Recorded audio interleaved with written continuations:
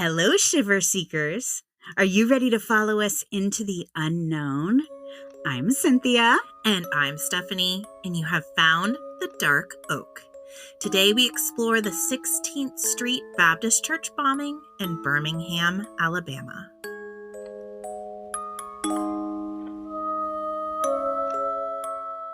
Welcome to the Dark Oak, the mystery podcast with purpose. Each month through the Branch of Hope Fund, we give a portion of earnings from our Patreon and sponsors to a nonprofit organization related to the first 2 episodes of the month. To find out how to be a part of the movement, head over to thedarkoak.com or stay with us until the end of the episode and we will give you all of the details. Well, thank you, Cynthia. Today we're going to touch on some topics that are a little bit heavy for us. We always try to humanize victims here and really tell their story, but these deal with several civil rights injustices, which are so hard for me to talk about because they're just so incredibly senseless. Right. There's just no justification whatsoever. There's no justification. And really, when you start looking at these dates, several of the issues I'm talking about happened in the 60s. That's not that long ago. No, it's during my parents' lifetime. Right. Which is insane to think about. And several people involved in these cases are still alive. Wow. And still have memories. This 16th Street bombing, I know I told you that I wanted to cover it, and you already got emotional about it because it does deal with the senseless murder of children. This is going to be a little heavy for us, but it's such an important topic for us to cover. Really brings to light things we cannot forget. I think that we can move on from them, but we can't forget them, because to forget them and to forget the senseless murders of these innocent victims really does a disservice to everyone, in my opinion. I'm with you. I'm already have tears. She already has tears in her eyes. And I will be strong. Yeah, it's really, really tough. I know you're already tearing up, so I'm just going to get right to it. On September 15th, 1963, in Birmingham, Alabama, the lives of Addie Mae Collins, Cynthia Wesley, and Carol Robertson, all age 14, and little Carol Denise McNair, age 11, would come to an end. A splinter group of the KKK, known as the Cahaba River Bridge Boys, would make sure of this. It's just devastating. They were self-named because of their clandestine meetings were held under this bridge that crossed over the Cahaba River. And the group plotted beatings, acts of intimidation that they called missionary missions. Oh my gosh. To make it even worse. I mean, I'm so angry already. Angry. You're a minute in. Yeah, exactly. And they ultimately planned to bomb this church. They chose this church because it had been the hub of a lot of civil rights activity in Birmingham, and they just couldn't handle it. So a bomb, which was made up of a minimum of 15 sticks of dynamite. Wow. 15 sticks of dynamite. Wow. Actually, even saying sticks of dynamite, I literally am like, is it like a cartoon? I know.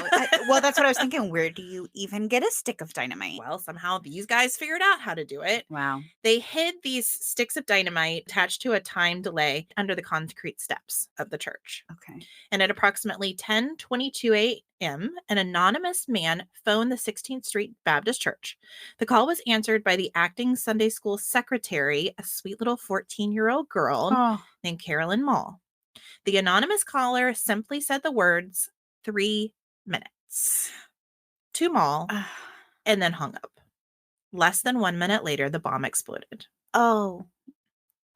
Okay. Yeah. 5 children were in the basement at the time of the explosion. They were in a restroom close to the stairwell, and they were changing into their choir robes in preparation for the 11 a.m. sermon entitled A Rock That Will Not Roll. The explosion blew a hole measuring 7 feet in diameter in the church's rear wall and a crater 5 feet wide and 2 feet deep in the ladies' basement lounge, destroying the rear steps of the church and blowing a passing motorist out of his car. Wow. A huge explosion. Several other cars parked near the site of the blast were destroyed, and windows of properties located more than 2 blocks from the church were also damaged. All but one of the church's stained glass windows were destroyed in the explosion. The sole stained glass window, largely undamaged in the explosion. If you're not already crying, Which I am. we should have brought tissues in today. The largely undamaged window, the sole undamaged window, depicts Christ leading a group of young children. Hundreds of individuals, some of them lightly wounded, converged on the church to search the debris for survivors as police erected barricades around the church. Beneath piles of debris in the church basement, the dead bodies of the 4 girls, Addie Mae, Cynthia, Carol, and Denise, were discovered. The explosion was so intense that one of the girls' bodies was decapitated and so badly mutilated that her body could only be identified through her clothing and a ring. Oh my gosh. It's horrible. Horrible. Another victim was killed by a piece of mortar embedded in her skull.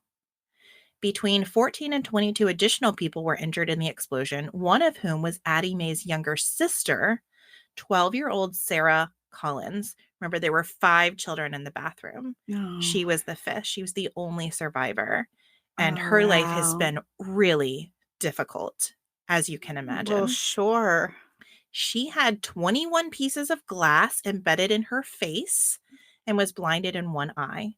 In her later recollections of the bombing, Sarah would recall that in the moments immediately before the explosion, she had watched her sister Addie tying her dress sash. That was the last thing she remembered seeing. Barbara Cross, the Reverend's eldest daughter, said, "I will never forget the horrific noise. I remember everything got real dark and you could hear kids screaming." Oh my gosh. Initially, investigators theorized that the bomb thrown from the passing car had caused the explosion in the 16th Street Baptist Church, but within a few days, the FBI was able to confirm that the explosion had been caused by a device that was purposely planted beneath the stairwell. Within days of the bombing, investigators began to focus their attention upon the KKK splinter group, the Cahaba Boys. The Cahaba Boys had only formed a few years earlier, as they felt the KKK was becoming soft when it came to fighting the end of racial segregation. So if that gives you any idea as to where these guys' heads were, they thought the KKK was too soft Wow. on persons of color. Are we going to learn more about the members of this group, like their ages and stuff like that? A little. I try not to focus too much Okay. on them, truly, and more on the victims, Okay. but middle-aged white men. Oh my gosh. That's essentially who they were. By this time, this group had already previously been linked to several other bomb attacks on Black-owned businesses and the homes of Black community leaders throughout the spring and summer of 1963. Although the Cahaba Boys had fewer than 30 active members, I don't know, 30 seems a lot That to does me, seem like though. a lot. That seems It like a seems lot like for this amount of hate. a lot of middle-aged white men killing children. Like, Yeah, not okay. I'm so angry. Yeah. I'm so angry right now. Yeah. Among them were specific persons of interest named Thomas Blanton, Herman Cash, Robert Dynamite Bob Chablis, Wow. and Bobby Cherry. Investigators also gathered numerous witness statements attesting to the group of white men in a turquoise 1957 Chevrolet who had been seen near the church in the early hours of the morning of September 15th. These witness statements specifically indicated that a white man, which could have been either Cherry or Chablis, had exited the car and walked towards the steps of the church. I'm already feeling like this is a slam dunk, right? Mhm. Like, okay, we've got eyewitnesses. These guys were already suspected of other bombings. And as a matter of fact, this is a total side note. The reason they met under this bridge and had this name was because they knew their houses were being monitored by the FBI because of other bombings. And so they decided to meet in this kind of like clandestine location. Well, when you first mentioned that they met under a bridge, like I wanted to say, okay, anytime you're forced to meet under a bridge, you probably should reevaluate whatever it is you're discussing. But I was like, no, that's silly. That's obvious. But I guess it's not. Like, Well, for these guys, it was not. Yeah. I mean, they really should have reevaluated wow. what they were doing here.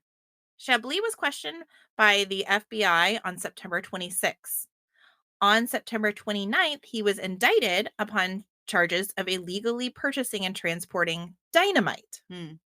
Now, okay, that's fine, but let's get to the bigger indictment, right? The murder. The murders. The murders. Exactly. He received a $100 fine, the equivalent of like $900 today, and a suspended 180-day jail sentence. Okay. Okay. I'm like, okay, good start. Where's the rest? Right? Unfortunately, eyewitnesses were reluctant to talk to investigators about the bombing, and physical evidence was lacking. So it was making it hard to make a case against him. Which, these are violent men, and though it's not the right thing to do, I can understand why you might be frightened to speak out against them. Well, as sad as that is. You're absolutely right.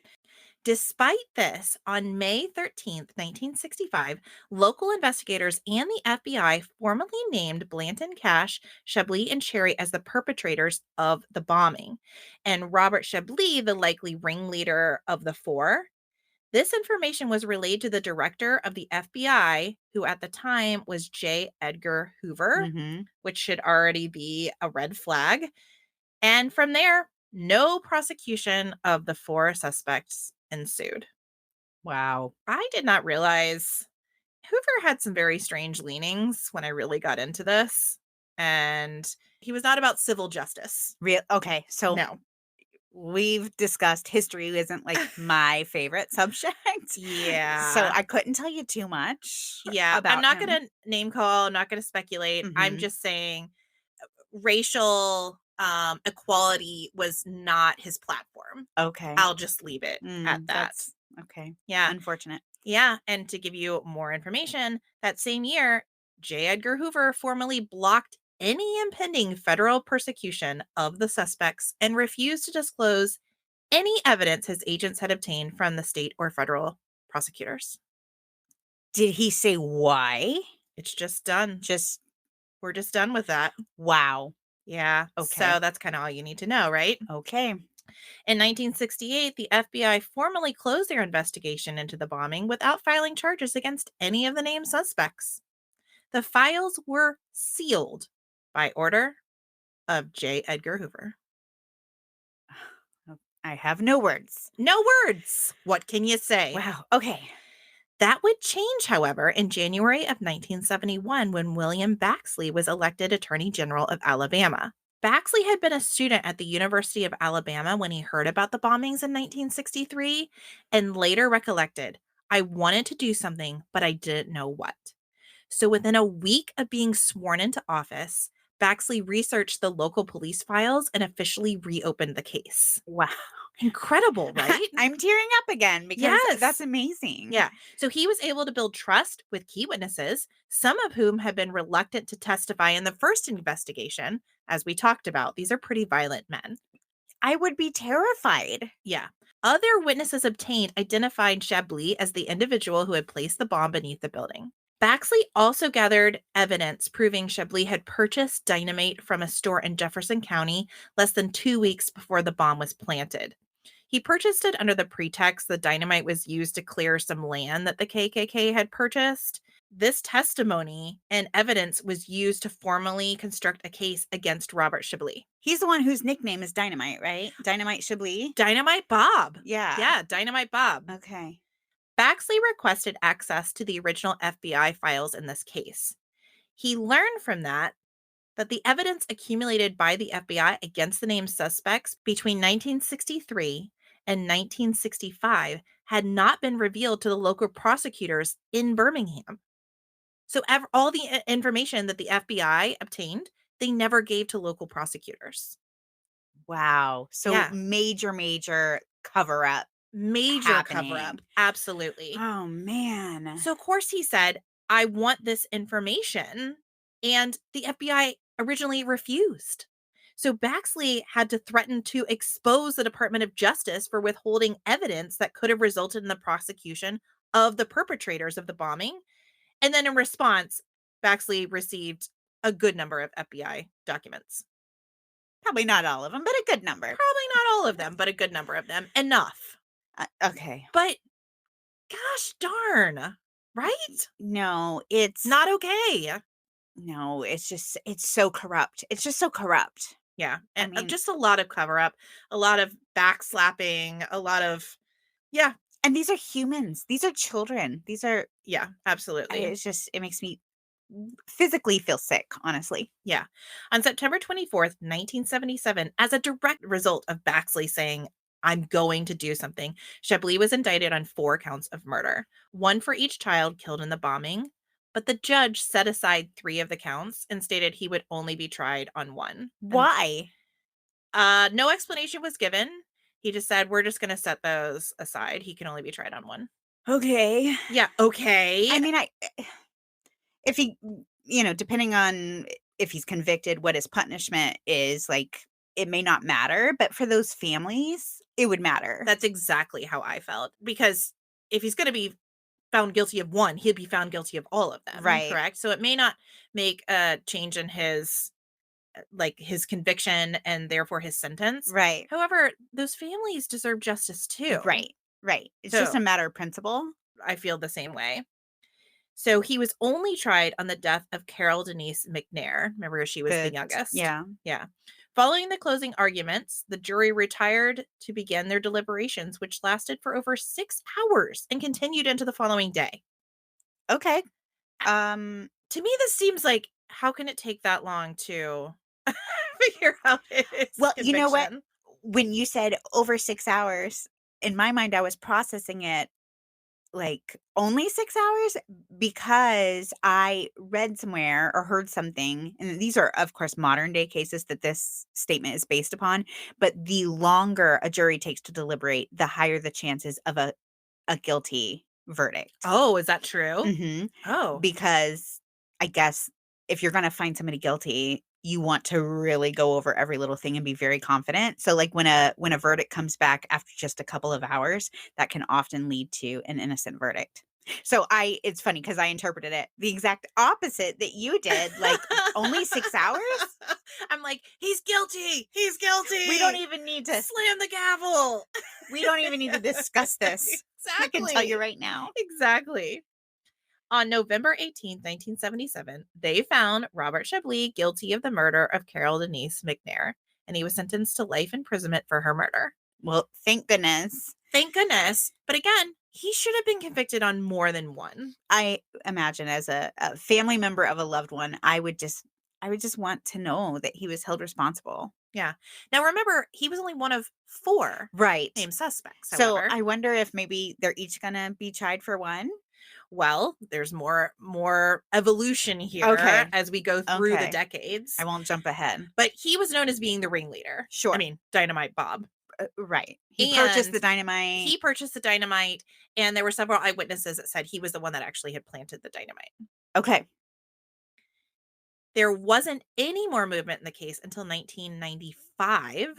Wow. How many years later is that? More than a decade? So, yeah, he was found guilty in 1977. So Wow. almost 2 Almost decades. 20 years. Almost 20 years. Yeah. And the FBI And these guys are just out free being absolutely awful. being awful, knowing what they had done. Ugh. And what I found shocking about this too is none of them had a guilty conscience, or if they did, it certainly wasn't known. None of them came forward and said, "Listen, I've grown a conscience. I need to tell someone what I did." Nothing. There was no confessions. Mm. But the FBI finally decided maybe we should research this. Oh, Maybe we should look into this. okay. Thank you, FBI. Thank you, FBI, again in 1995. They wound up contacting several different law enforcement branches. So it was a coordinated effort between local, state, and federal governments to review cold cases of the civil rights era in hopes of prosecuting perpetrators. So that's amazing. It is amazing. I'm glad we've evolved. We and at are least- making progress. Yes. Small steps, right? Yes. They unsealed 9,000 pieces of evidence previously gathered by the FBI in the 1960s. And many of these documents related straight to the 16th Street Church Baptist bombing, and they had not been available to Baxley back in the 1970s. Wow. Wow. So Remember, I even- said they gave him some. right. So Think about how They much better still- his case would have been Right. if they had just given it to him. Maybe Shibley could have been convicted of all 4 murders. Absolutely. Well, maybe. I don't know, because the judge just threw out Right. the other 3. But whatever it is, this is, I mean, again, the 70s, the 90s. Right. This is not that long Right. ago. That's what's crazy to me is the 90s. I mean, I was alive in the 90s. Yes. I was thriving in the 90s. That was my decade. Yeah. And this is just now. People are just now looking into providing justice for these families. that's insane. And honestly, and I'm kind of embarrassed to say this, but I don't think I realized that. Yeah. It's really eye-opening. And again, this is heavier material than we normally cover. A lot of our cases are twisty and turny and, head scratchers. This one is a little bit more straightforward, but it's such important information to make sure we don't forget and that we're always remembering that we need to do better. Let's always just do better. Let's always be evolving. We have to look back in order to look forward. Sure. In May of 2000, the FBI publicly announced their findings that the 16th Street Baptist Church bombing had been committed by 4 members of the KKK splinter group known as the Cahaba Boys. The 4 individuals named in the FBI report were the original suspects Wow. from the 60s. Mm-hmm. Blanton, Cash, Shibley, and Cherry. By the time of the announcement, Herman Cash had already died, but Thomas Blanton and Bob Cherry were still alive, and both were immediately arrested. And at this point, if they were middle-aged back in the 60s, they're what, 80s, 90s? Yeah, I mean, guess they're older. I think they were 70s. in their 60s and 70s. Okay. Yeah, in their 60s and 70s. Now, both stood trial, and each were convicted of 4 counts of murder. Okay. Each, Thank God. which resulted in life imprisonment for both. Mm-hmm. In 1963, the 16th Street church bombing in Birmingham, Alabama, was meant to disparage Blacks from seeking equality and freedom and propel fear and instill hopelessness, but the opposite became true. Outrage over the death of the 4 young girls helped build increased support behind the continuing struggle to end segregation, support that would lead to the passage of both the Civil Rights Act of 1964 and the Voting Rights Act of 1965. But in that sense, the bombing's impact was exactly the opposite of what its perpetrators had intended. So there were some awful people out there making some awful choices, doing some awful things, but there were good people too. Yes. It's like Fred Rogers always says, to look for the helpers. Yes. And I feel like that when horrible things happen, you need to look for the helpers. And there were plenty of advocates out there really trying to make a difference. And these 2 acts really show that. Mm-hmm. So why is this story important?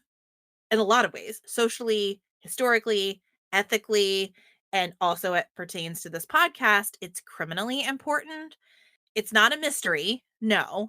But what has happened is because this has been open and closed and open and closed, and it's decades of trying to solve the crime, people like the prosecutor William Baxley and others hadn't come along. The 4 girls and their families would have never been given justice. The U.S. government realized this, and in 2008, the Emmett Till Unsolved Civil Rights Crime Act was passed and signed into law on October 7th.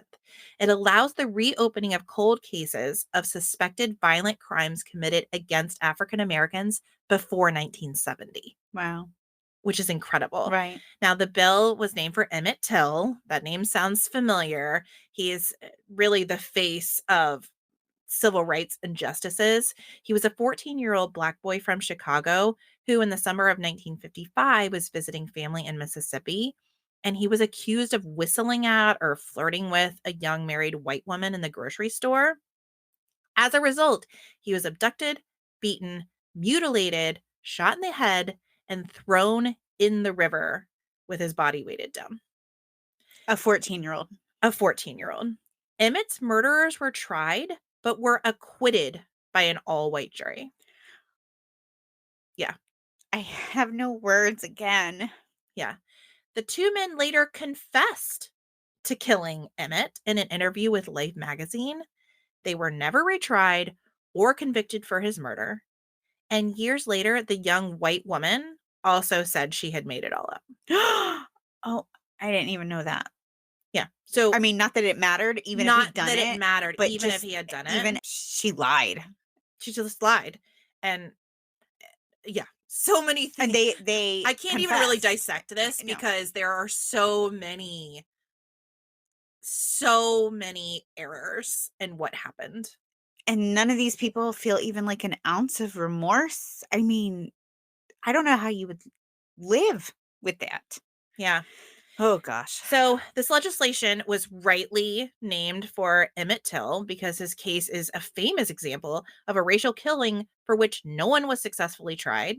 And the bill works towards gathering more information on unsolved cases to uncover answers for family members and solve crimes using new information. That's amazing. Yeah, it's encouraging. Yes. That's why I found this very encouraging. So not only were there prosecutors like Baxley who are trying to move the ball uphill, but now you have this new act that's going to allow us to go back and solve some of these, racially motivated violent crimes. This act can effectively reopen any case of a crime related to civil rights violations committed before December 3rd, 1969. Unfortunately, this still doesn't mean that many cases get solved or that justice is served, however, because in many cases, eyewitnesses and suspects have passed away Right. and evidence is lost, but it still gives prosecutors a shot. It Right. still leaves an opening. But it still makes me so angry. People got to just live their lives. Even these guys who, in this splinter group with the bombing, they That's still lived for decades exactly free. right. Like Exactly they got right. decades. Yeah, and then Herman Cash had passed away. He never He saw. lived his whole life, never saw justice, and now, of course, his name is linked with it, and Mhm. so he has left this legacy of, Right. being this, racist jerk. But yeah, I mean, in his lifetime, he never had to face um, any kind of prosecution for it. Right. Now, one of these reopened cases is the murder of Oneal Moore. Now, Oneal Moore was the first African American deputy sheriff for the Washington Parish Sheriff's Office in Varnado, Louisiana. And he was appointed on June 2nd, 1964, along with another Black man named Creed Rogers. Now, hatred for O'Neill began well before he was even appointed as deputy. During the 1960 and 1964 elections for sheriff in the Washington Parish, the KKK ran its own candidate against the incumbent Sheriff Dorman Crow. They used various tactics to try to beat him, but came up short both times. The Klan wanted its own man in office to preserve segregation. Right. That's not a terrifying thought at all. Right, exactly. To the Klan, it was an insult for a Black man to have the ability to arrest a white man. Oh my gosh. Okay. I know, just eye roll, sigh. You've Ugh. got to be kidding me. And even worse, they couldn't imagine a Black man arresting a white woman. Like, we need all this I additional mean, it's like protection. so absurd. It's just so. Yeah, it's so absurd. It was essentially the ultimate insult that any Black man would have the power of the law behind him because it had never been so. So when Sheriff Crow was seeking re-election in 1964, he again sought support of the Black community. You know, you support me, I'll support you, right? And he promised that if he was reelected, he would hire 2 Black deputies.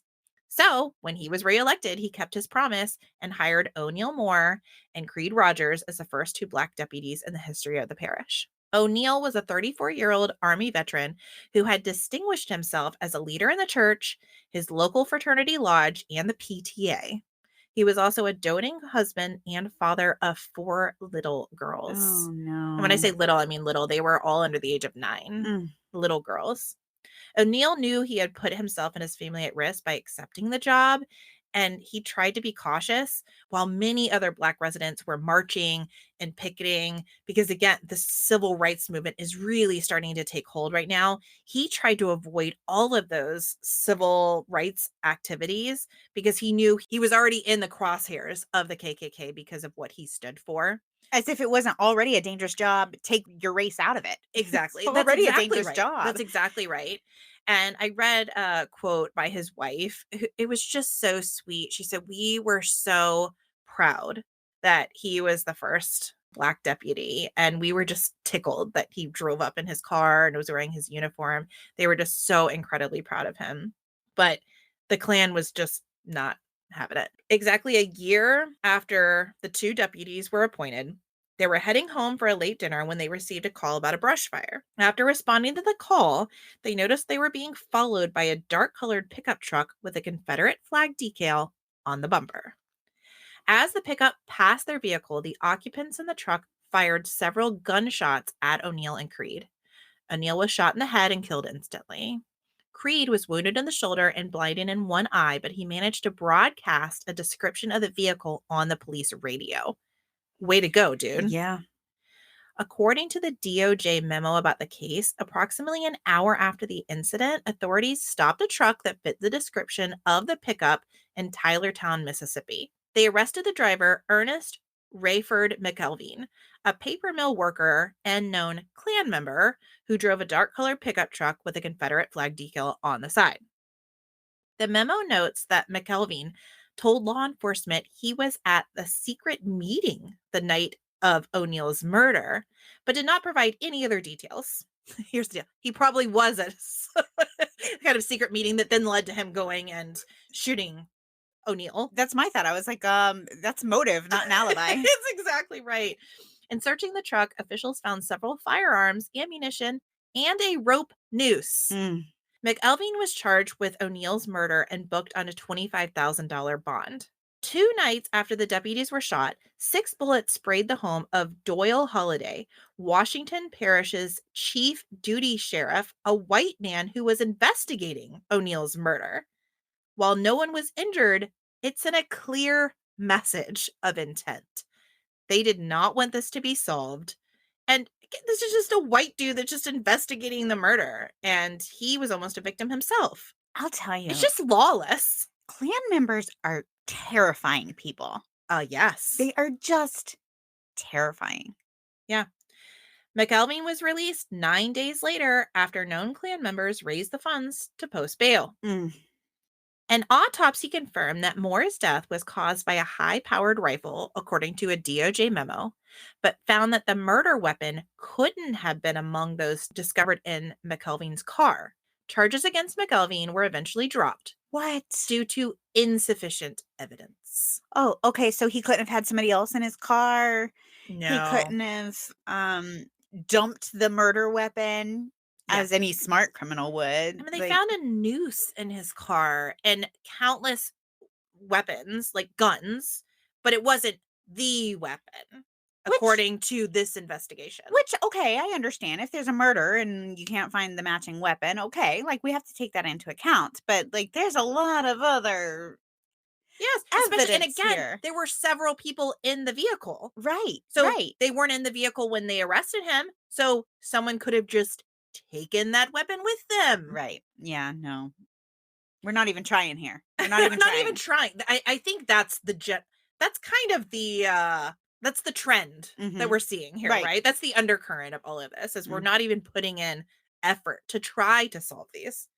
The FBI then conducted a 2-year investigation into the case, interviewing more than 1,400 people and generating more than 2,000 reports. Multiple suspects were investigated, including many of the men who posted bail for McElveen, as well as other known Klan members in the area. According to, again, this DOJ memo, one of the major roadblocks in investigating the case at the time was fear of retaliation from the Klan, which we're coming back to. And I think as like a citizen, that would be a very valid fear. These are terrifying, lawless people, like you said, just lawless. Yeah, lawless. And they'll do anything. Lawless. Yeah. Ugh. Yeah, Doyle Holliday, the same investigator that was shot at 2 weeks after his home. In his home, like, exactly. He said, quote, "Years ago, the Klan was so strong that the people would not open their mouths. They would not give you a lead on anything for fear of their house being burnt or some members of their family being hurt or something to that effect. Back then, they didn't want anything to do with the FBI, the state police, or the local police," end quote. And I see it. I see, right. It doesn't make it right, but as a parent, to know that, my kid could be playing in my living room and somebody just drive by and shoot up my house. Yeah, or burn it down. Or right. I But mean, doesn't those it are remind valid me, fears. like, we talked about with the Sauter children, how there was possibly, a mafia involvement, an Italian mafia involvement. Here we are. I mean, it's our own mafia, Right. American mafia, It's no yeah. vigilantism. I mean, it's because you dislike somebody's skin color. Oh, Like, you don't yes. even stand for anything. You Oh, don't even stand for absolutely. anything good. It's, like, so stupid. At least stand on solid ground. Stand up for something right. Yeah. Like, stand up for something good. This is just hate. This Just is hate. just pure hate. It's just pure based hate. on nothing. Despite a $25,000 reward offered by the Louisiana governor, this case was closed without any prosecution in 1967. Again, I just feel so bad for his family. Oh, For both officers' families, but, um, yeah. yeah. This case would be open and closed several more times over the years in response to new leads. In 1989, so 20 20 years later. the case was reopened by the FBI and designated as a, quote, major case and a priority investigation. In that period, the FBI coordinated with the television program Unsolved Mysteries. Okay, all right. And an episode that reenacted the crime. The Bureau also surveyed suspects and in 1990 subpoenaed multiple witnesses to testify before the grand jury. Despite these efforts, this case was closed again in 1991. Oh, man. This case was reopened in 2001. After many years and multiple investigations, the FBI has identified a, quote, laundry list of alleged perpetrators. Now, I don't know who all these perpetrators could be. Multiple people even confessed to the crime, but the FBI was unable to procure enough corroborating evidence to prosecute any single person. Wow. The Bureau continued to pursue Oneal's case even after McKelveen, the main suspect, died in 2003. In 2016, so it was reopened in 2001. Here we are, 2016, citing the, quote, virtual impossibility of prosecuting this case, end quote. A lack of viable leads and a statute of limitations, the FBI closed the case once more. And at that point, it had been 50 years. It's been 50 years. Right. For his part, Creed Rogers, the deputy that was riding along with Oneal Moore, refused to be frightened away from his police career. Good for him. And in 1988, he retired as a full captain from the sheriff's department. Okay, crying again. Again. He said, quote, I still wonder who could have done it. And that'll be with me forever. Who could have done that, When people try to kill you and you haven't done anything to them. Why? That never leaves your mind. Sometimes you wonder if they're still out there, still wanting to try it. It's a bad feeling. My heart breaks for him. Well, and he never got justice for himself and for his friend. Exactly. Oneal's widow, Mavella, said of her husband's murder, quote, when they tried to get rid of Creed and Oneal, it didn't frighten them. It just gave others more courage. By covering this case, I hope that anyone having information will come forward. Seems unlikely at this point, but we are always hopeful. And I feel like if anybody deserves justice, it's certainly Oneal Moore and his family. He was really trying to do the right thing to serve his people, to serve his community. And this is what happened to him, which is, I don't even have the word for it. Again, there are no words. There's really no situation. words. Yeah. These cases. We as a people in a society are moving forward. And a big key to that, in my opinion, is closing some of these cases. Sure. This episode also represents one of our February 2024 Branch of Hope nonprofit organizations. And we've chosen for this case the National Trust for Historic Preservation. The fund itself is a privately funded nonprofit organization which works to save America's sites. They also do that through telling the full American story, which leads to a lot of multicultural opportunities, build stronger communities, and it also invests in preservation for the future. And the 16th Street Baptist Church receives funds from this organization. Oh, wow. Yeah. And Every year, about 100,000 people come to visit the 16th Street Baptist Church, Mhm. which I understand. I mean, when they want to see part of history, part of their heritage, and there are tours that are put on by the church members. And in addition, the church hosts numerous community events and offers a benevolence ministry that provides emergency financial support for those in need. There's also a fatherhood ministry, Oh, which is to educate and mentor young fathers. There's a wall builders program to help with recovering addicts. A lot of good things right. happening at They're this still church. doing good. They're still doing good things. They still are a pillar, really a cornerstone of their community, Right. and continuing to do good things. And so this National Trust for Historic Preservation has helped to keep the building in its state where the congregants can serve the community. The congregation has completed many critical and expensive repairs to its main building in recent years. Of course, it was repaired from the initial bombing. A lot of community members came together to help with that. And actually, there was a huge donation, believe it or not, from a parish in Ireland Oh, that helped to wow. restore their stained glass windows, Oh, which is really, that's really beautiful. beautiful. A $250,000 national grant with $500,000 in matching funds was raised by the congregation, and it supported the critical work on a roof, the foundation, and the exterior of the 16th Street Baptist adjacent parsonage, along with the installment of a ramp eh, to get in compliance with the American with Disabilities Act. There's a lot of really great things going on there. And by contributing to the National Trust for Historic Preservation, we hope to propel their mission of saving America's historic sites, which really tell the story of our American history. Mhm. And on their website is a beautiful quote by Reverend Martin Luther King Jr. that I'd like to close with. He said, quote, "You don't have to see the whole staircase. Just take the first step."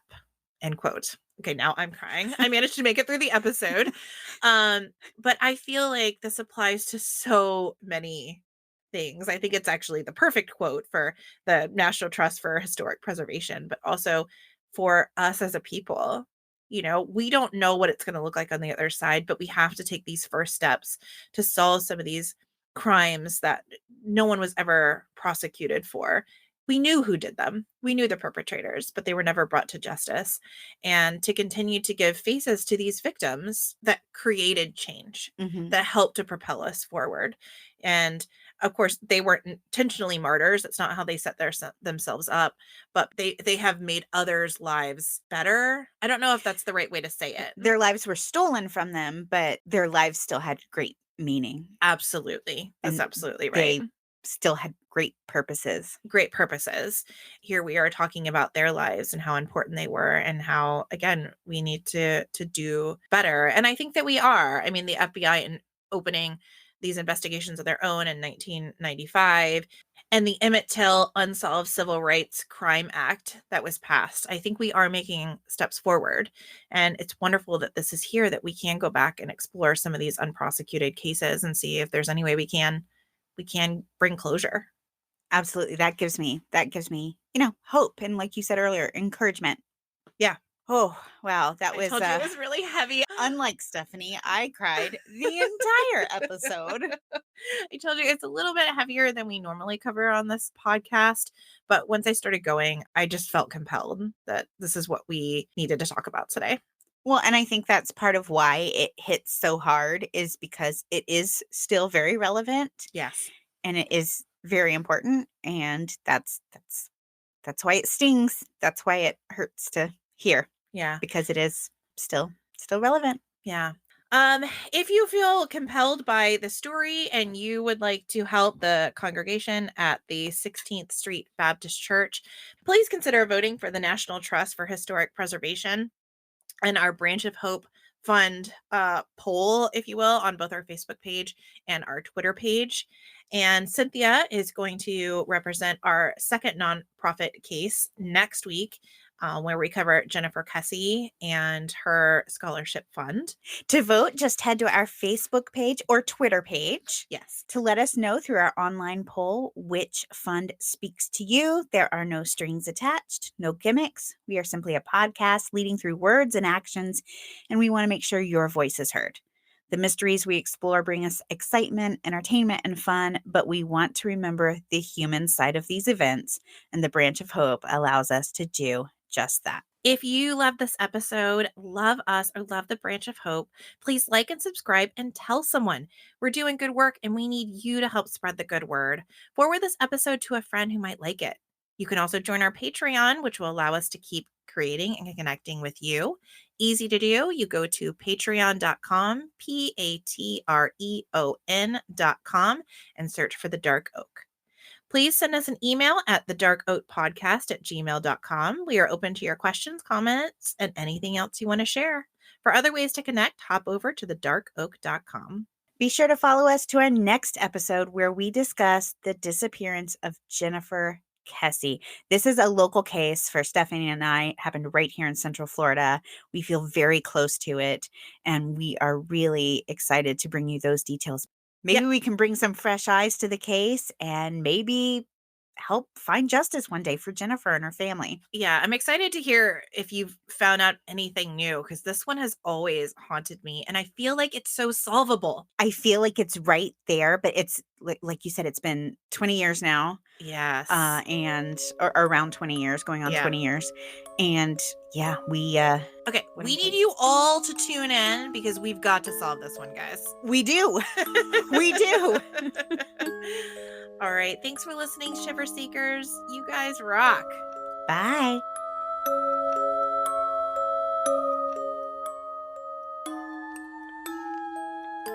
This episode of The Dark Oak was created, researched, written, recorded, hosted, edited, published, and marketed by Cynthia and Stephanie of Just Us Gals Productions, and made possible by you, our shiver-seeking listener. Special thanks goes to Justice Himes for our incredible artwork and Ryan Crete for our amazing music.